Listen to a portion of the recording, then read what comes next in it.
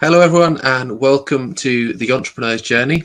Thank you for tuning in again this week. It's a pleasure and privilege to have you join us each and every week as we talk about an entrepreneur's journey to success. You may be wondering what the show's all about, and if you're tuning in for the first time, the show's all about uncovering the hero's journey of people within their business and their life, people that want to do something different, people who want to make a difference in life. And we've got some incredible entrepreneurs on this show. Today we have Natasha Brittan, who is a good friend, and Hello. she's also a healer and a mindfulness trainer. But I won't tell you any more about that just at the moment, because she's going to be talking to you about that throughout the show itself. The show today is entitled Healing Your Life with Mindfulness. So welcome, Natasha. Thank you again for joining me on the show. Tell us a bit more about yourself before we get into your journey.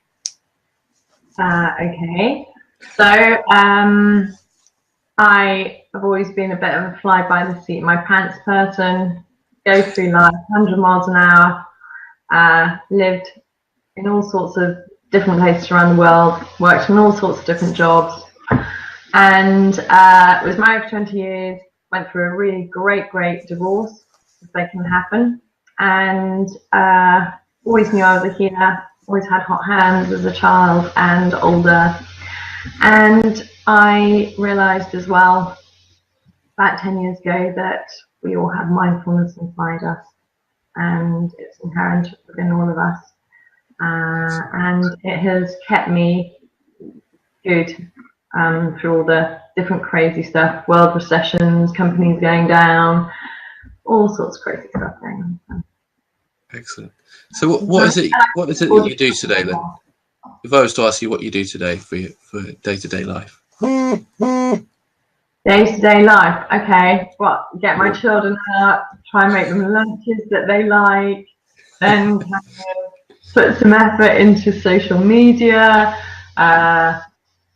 see a client, one-to-one mindfulness client. I did a presentation the other day for a big world electronics and communications company.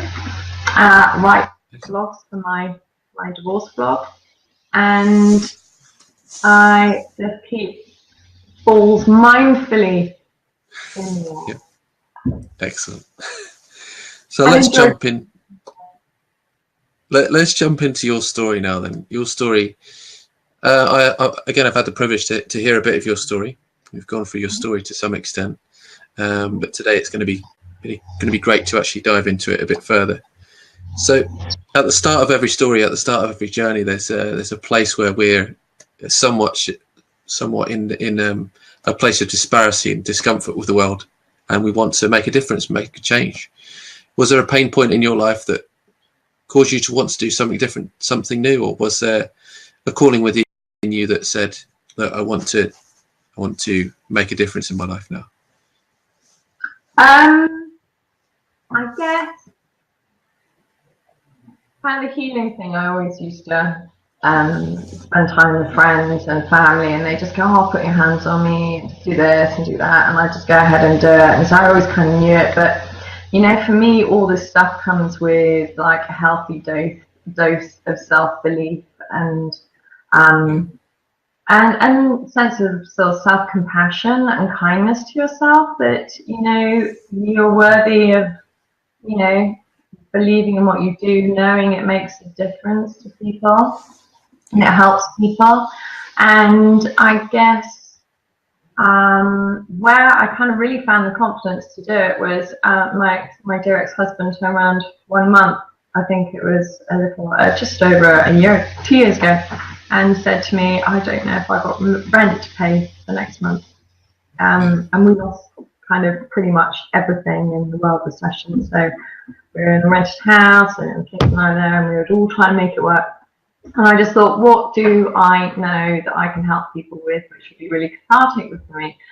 And I went on this amazing journey of sitting down and just creating this blog and writing my heart out about sort of divorcing with kindness, and how just being respectful of the father of your children, your partner, no matter where you've been through. I just started writing this blog. Yeah. And it sort of kind of gained traction, and because we went for mediation as well.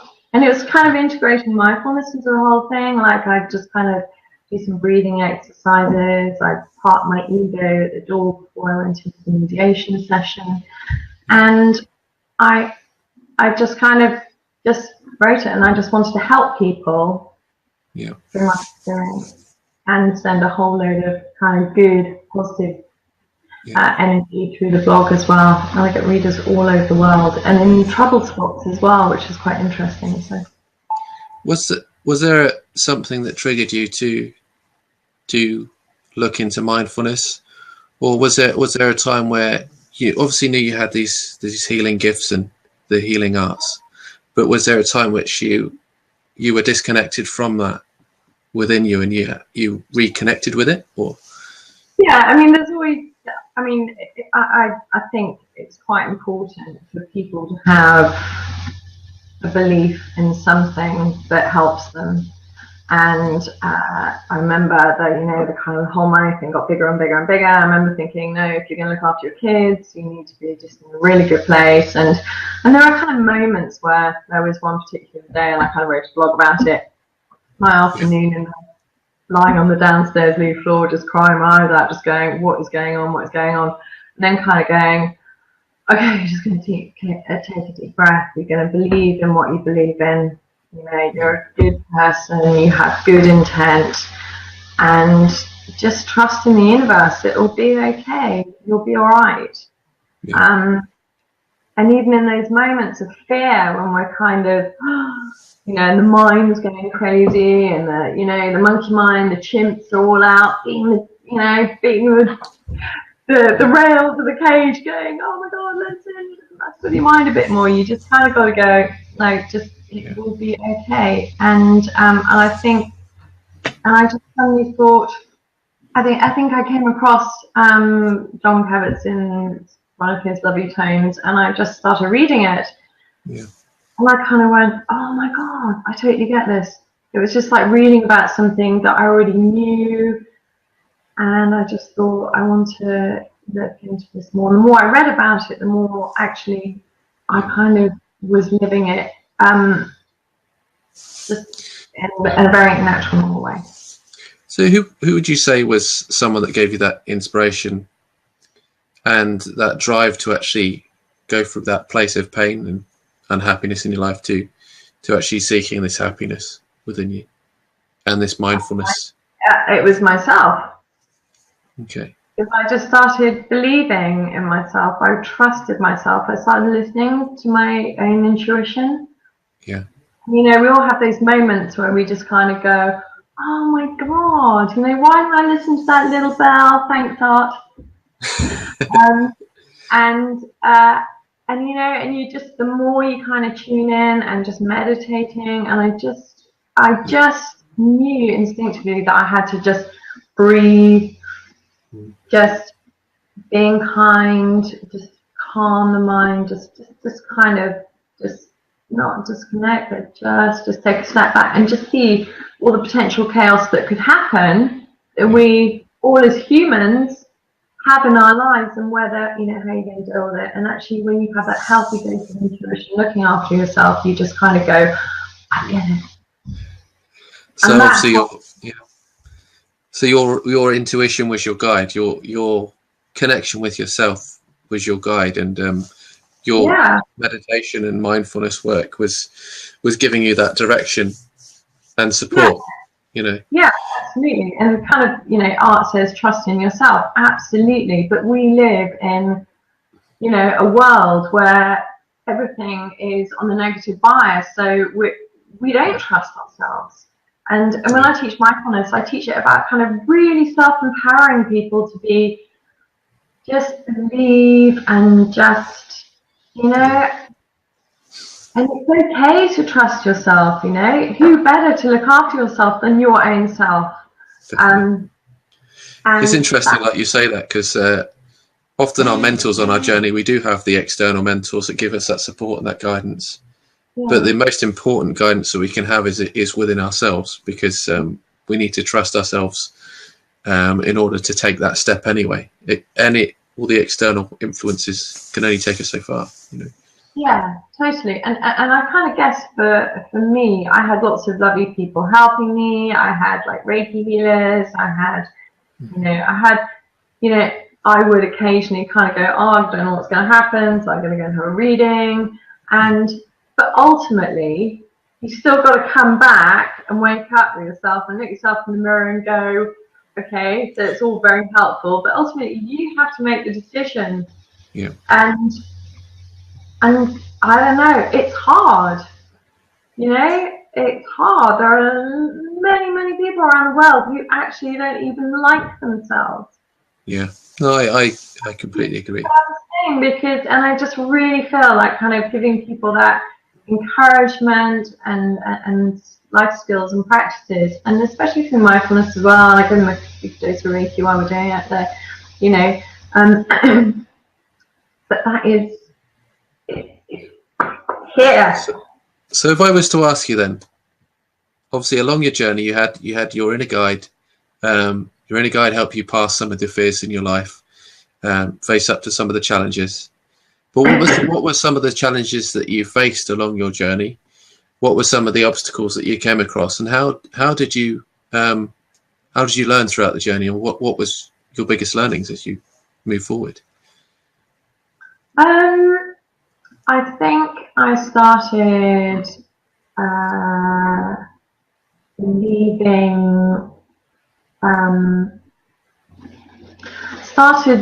just believing that people were really, really good at heart. People are just lovely, and that people are there for you to support you.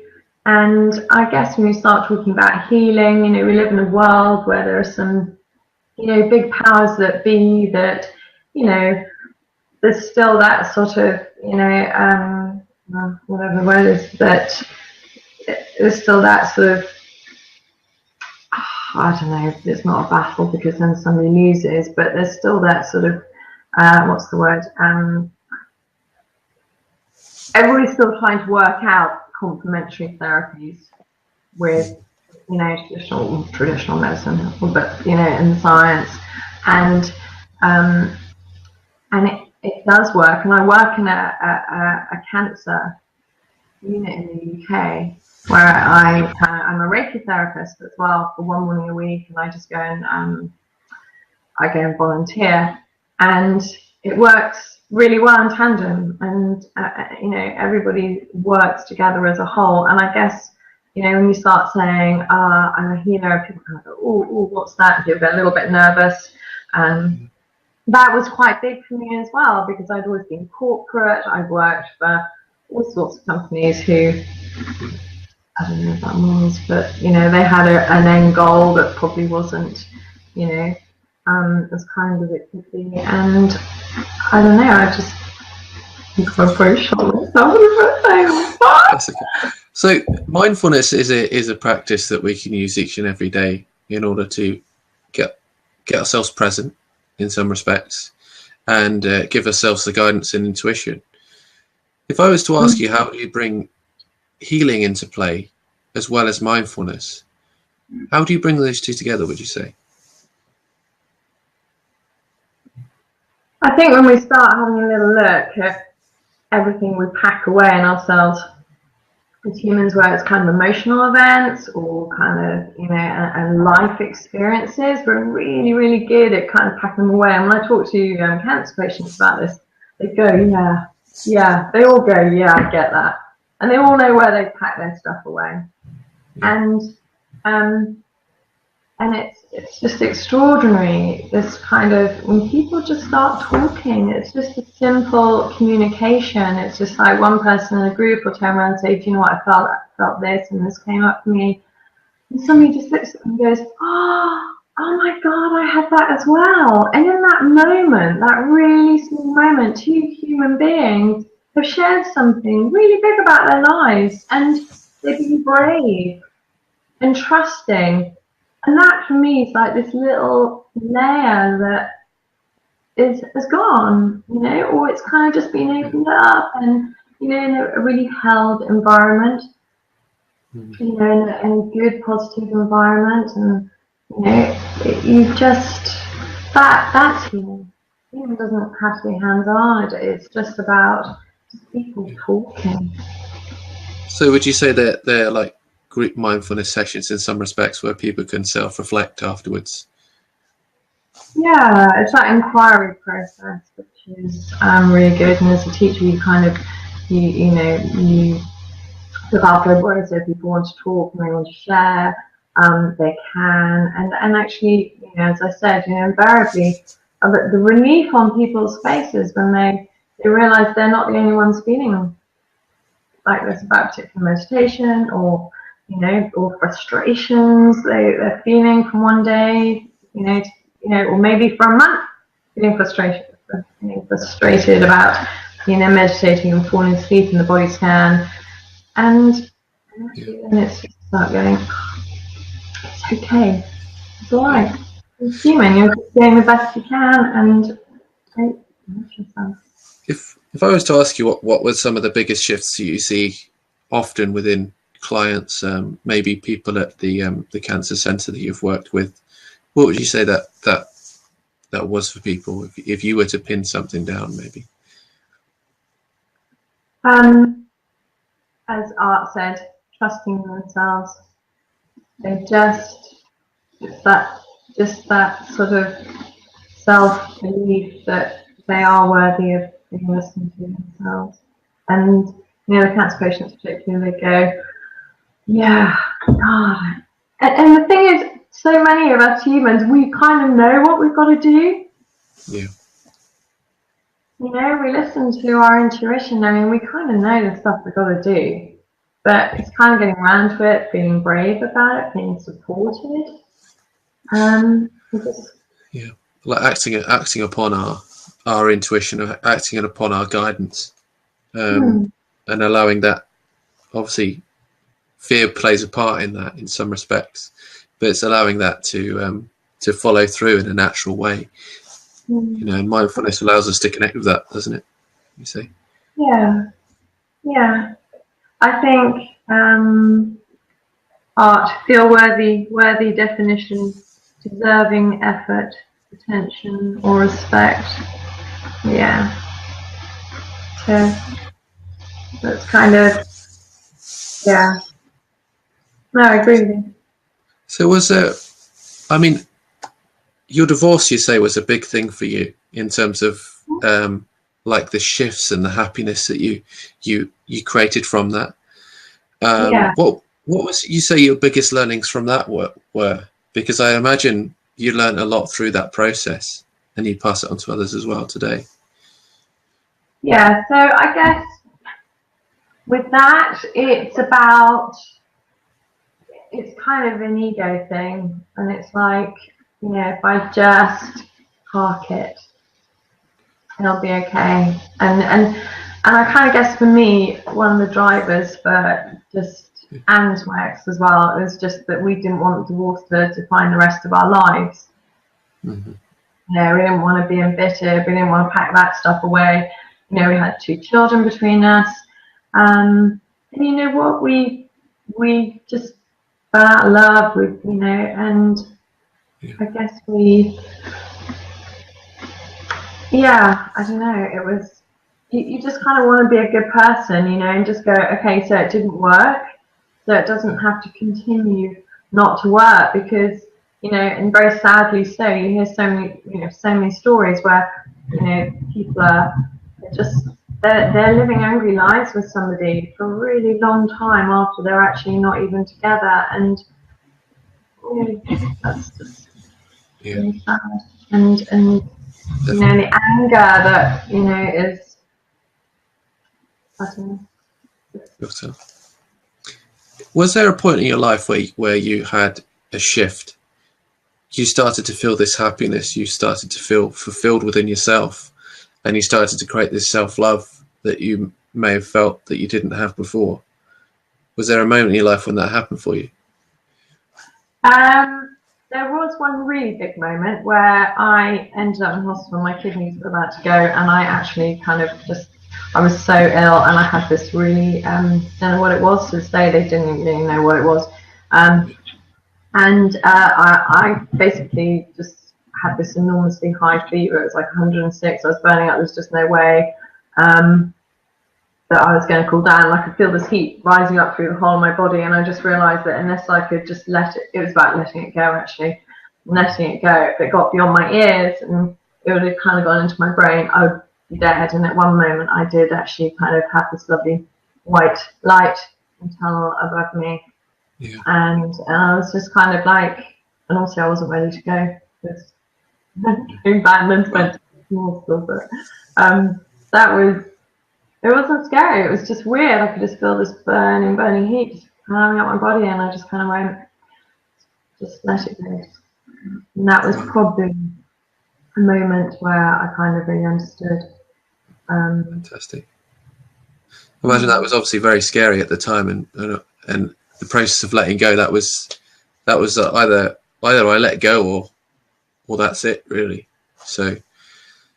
Yeah, and I guess everybody, well, a lot of people, many people maybe, have these moments where, you know, it's a real decision whether it's something to do with a member of your family or something happens to you, and you just have these sort of moments of clarity where you just, I think you just reevaluate your life. And so many of the cancer patients I speak to, I talked about mindfulness as well, they just it's like opening up. They're just understanding exactly how incredible their lives are, and how we can all make small changes. So you would say that moment brought you that peace, brought you that tranquility, although it was very obviously difficult at that time. But yeah, I don't know if it brought me peace and tranquility, but it did show me what I really believed in. So the fact that you could, you know, you can kind of die and then come back, and it's not scary. Yeah. I didn't die, but I was kind of, you know. Fantastic. Well, I will have to say I wasn't expecting this conversation today. It's really such a, you know, it really means a lot for you to share this, you know. So thanks very much for sharing this, because it's a big thing. How people Yeah. So going through this journey of understanding mindfulness, learning about your healing processes and your healing powers within you, how would you describe yourself today? As a person, or in terms of as a person going through this journey and coming out the other end and feeling this, you know, incredible, enormous gratitude. I just feel so lucky that I've had this opportunity, obviously, to talk to you. And like every day, it's that what I love. And I was having a conversation in a company the other day, and they'd spent some time in the States, and I don't know, Art and anybody else, if you're over there, is they were talking about serendipity. Yeah. You know, I love my life because actually you never know what's going to happen every day. Yeah. And I just feel incredibly fortunate. I feel I have gratitude, and I feel like serendipity is all around us, and I just feel really open to that. And because that happens, because I feel that, stuff happens. Excellent. And I just love that. I love that. Good stuff happens. Definitely, no, I completely agree. How would you describe your work now then? Now going through your journey, you know, your mindfulness work, your healing work, how's that changed for you, and why do you give back to the world with what you do? Because it makes me happy. It makes me really happy to be part of something extraordinary, and just kind of, it just feels to me that there are so many people kind of opening up and discovering something more about themselves, discovering something bigger, and people are just more open. They want to be helped. They want to help people. There's just this amazing growing community. community spirit in the world. That people they're tired. They want to be useful. They want to be, they want to be happier. And when we help people, we feel happier. It's that wonderful. They want to be kindful, compassionate. Yeah. And it's lovely. And I'm still very blessed. Hello, Caroline. Good to see you, Caroline, as well. So, in regards to your work now, what is it that you do today then? Like, I know you mentioned that question at the beginning. I mentioned that question at the beginning, but how would you describe your work today then, in regards to mindfulness and healing? Okay. I'm glad you woke up, but I'm so glad you had a little nap, Caroline. So to do with my work, okay, so my work is like really threefold at the moment. I'm having a lot of approaches for helping children who are incredibly stressed. Some of them are quite young as well, which is quite sad. But there is help out there, and corporates who just kind of understanding the value of looking after their employees.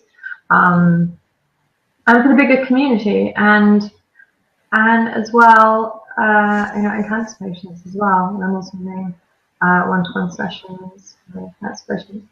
And I've got some big plans for my blog, Divorce Goddess, as well. Just slip that one in there. Excellent.